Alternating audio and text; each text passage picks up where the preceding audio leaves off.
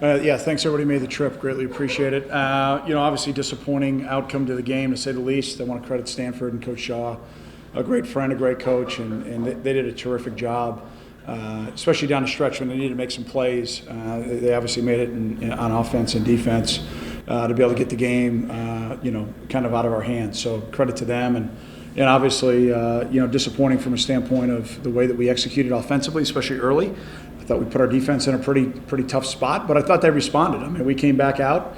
I thought their conditioning level was fine. We never got ourselves in a situation where I felt the game got away from our defense. Unfortunately, they were just on the field way too much, and we got a lot to fix on that side. Obviously, the missed tackles, is inexcusable, and things that I put on myself and start with me. So we'll get to work on that. And work diligently when we get back to Chicago. Unfortunately, TJ suffered a foot injury. He's at the hospital now. He's going to require surgery, so that's incredibly disappointing for him. He's worked so hard. He's done everything you could ask as a teammate, everything you could ask as a young man in our program, and so obviously I'll have some long-term prognosis stuff down the road, but our thoughts and prayers are with TJ and his family, so it's very disappointing. So with that, how about some questions, please? It's not going to sugarcoat it. How do you account for Hunter looking totally unprepared? I would disagree that he looked totally unprepared. I think he looked like a freshman quarterback in his really true first start. I think he prepared relentlessly. I think he did everything in his power to get himself ready to play.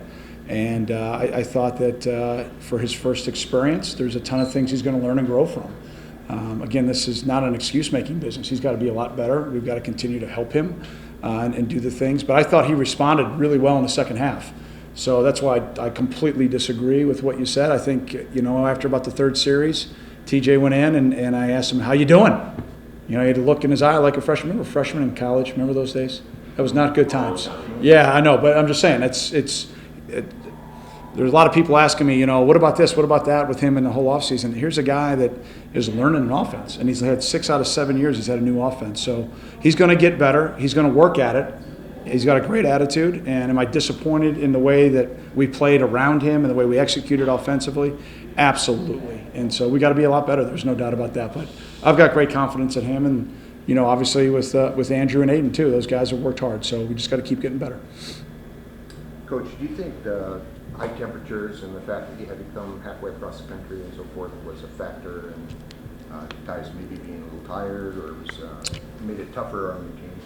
I don't know. I didn't think our defense looked tired. I mean, they were out there for about 6.5 hours, it seemed like, and I don't think they wilted once. I didn't see a defense that wilted at all. I mean, we missed some tackles, but that has nothing to do. I thought I think a team in lesser condition and has to be on the field 40 minutes would have gotten killed.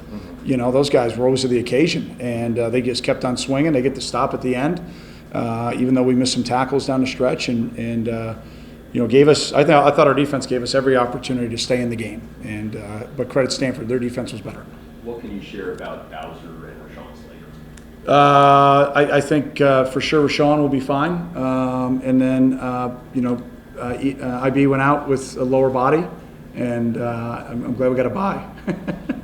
I'm sure David feels the same way. For me, he doesn't feel it for himself. He's got a huge game coming up, but it is what it is. Next guy up, and we had guys open, and we obviously dropped the ball.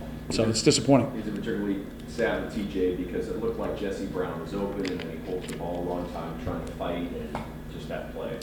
Well, I'd hate to have that play be the defining moment in his career. I think the other way to look at it is here's a guy that's worked relentlessly to get himself in position, as a former walk-on to earn the privilege and the right to play, and that's what he did. And like I said to you guys on Monday, we were going to play both quarterbacks.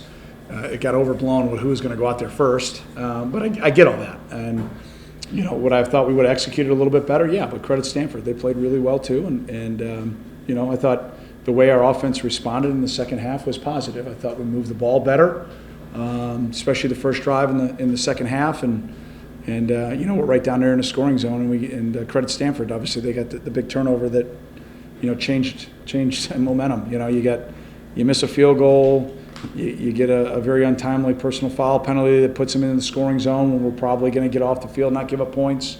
You give up a touchdown at the end. I mean, really, our defense I think gave up 7 points the whole day. We'll give credit to Stanford for the 3, but that was more a self-inflicted wound.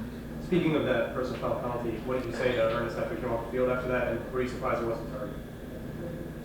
Again, I would trust that the replay showed that it wasn't targeting. I don't know. I can't see it from the field. Is that true or not? Looked like targeting. So I don't know why they would. I don't know why they wouldn't. You're talking about one that Stanford KJ went down. Yeah.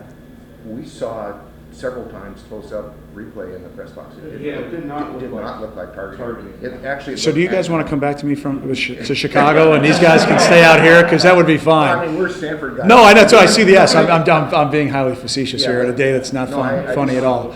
You got to learn. We knew going into the game that KJ was going to slide. Yeah. And I think he had slid 2 or 3 times prior to that. I don't know if it was exactly 3 or what. It's a young player trying to make a play, but it looked like he missed him. Yeah. It looked like he missed him. Actually, it did from the. So, what happened? Did a Northwestern player get ejected for that? No. No. Yeah. And so we thought that was reasonable. So what did you say to Ernest after he came off the field on that one, just to the extent of? Yeah, you got to be smarter than that. I mean, we pulled a bunch of plays off from the previous games about, teams beating themselves. That's a play that obviously can't happen. Ernest owned it right away, like I knew he would, and it's a teachable moment, and that's exactly what I was talking to him about. We always want to focus on, and it's sports, I get it, and a lot is given, much is expected, but a lot of these guys are just trying to make plays, and they're trying to play as hard as they can, and he's just trying to play hard, and he's got to learn from it, and so does our entire defense, which I know Ernest will. It's the trend in the sport the last few years, and also rules changes that made it so the teams can't go live as much in the preseason. How does that affect tackling? I think it's a lost art in football. I think tackling is critically important, and we work it every day. Do we tackle to the ground every day? No, we thud more times than not. I'd like to think that we practice pretty darn hard. Do we go live? Very rarely. Number one, I want to keep our team healthy and safe. And number two, it's a long year, especially with 2 bye weeks this year. It's a long season, and the way that the NCAA rules have now compressed training camp to where you have to have everything done. You can't take days off. Everything's compressed. You've got to maximize every day, and that's what we try to do with trying to keep your team healthy and trying to get them hardened and get them calloused. But again, as a former defensive player, there's this old saying out there: if you can't make a tackle unblocked, you really hurt the defense. You put the defense in a really, really tough spot, and we had a lot of that today. So we'll look at the angles, we'll look at the effort, we'll look at where their heads were when it was about to be contact period. Did we not have enough support there when we missed a tackle, and why? And then we'll coach from it, and we'll get better. I mean, that's the name of the game. But yeah, it's there's no doubt the pendulum is skewed to offenses from that standpoint, but that's not an excuse. We got to be better. Knowing that you started 1-3 last year in the Big Ten West, does that help you with your team? That you can say, here's the roadmap, tough start last year. No, I don't think so. I think every team's new, and it's a different experience. I think the guys know that they can stick together because it's one game. It's against a ranked opponent on the road, and we had every opportunity to win the football game. We got the ball across the 50, moving with what was it, 8 minutes left, 6 minutes left. So as bad as we played, we're still right there with every opportunity to win the game, and we get a critical self-inflicted wound by a young player. And we've just got to keep coaching the heck out of those guys. And he'll watch it on tape. Stanford runs games with their defensive line. They do it all the time. They're twisting the ends and the tackles. That's why we're able to pop some plays. And then there's other times when you get your second step crosses over and the defensive end comes underneath. Don't compound the problem by getting a holding call, right? So it's a teachable moment, and we're going to work really hard to get that guy better. Fitz, 8 penalties, 67 yards, very uncharacteristic for your team. What do you think about all the penalties today? Not acceptable. Not acceptable. It's really disappointing. I think we're usually, typically pretty disciplined, and I thought the PI call was tough in the end zone. I thought that was a challenging one. I thought that was a pretty good 50-50 one, but that could go either way, so yeah, I get it. We get called for the personal foul call when it sounds like we didn't hit the guy. I think that's more. Might have hit him with his elbow. Yeah, he made contact. He made contact. He definitely. So, but that, if there's contact with any body part to the head, it should be an ejection. So why it wasn't, then maybe they got it wrong, or maybe you guys are wrong. but God forbid that would ever happen. But at the end of the day, we've just got to be a lot more disciplined. I mean, if you want me to throw a chair, I can. That's not going to happen. As you can see from some of the guys that made mistakes, they got a ton of football ahead of them. We got a ton of work to do as a staff. I've always approached, every team the same way, man. You coach every inch of every moment of every play and squeeze everything out of every guy that you can. And for most guys, they learn a ton in the beginning of the year. And for some guys, it's their first experience, and they're going to get better if they work. If they don't work hard, then they're going to get beat out. And that's the great thing about the game. But really disappointing loss. Again, credit Stanford and Coach Shaw and his staff and his young men. They made the plays that needed to be made to win the game, and credit to them.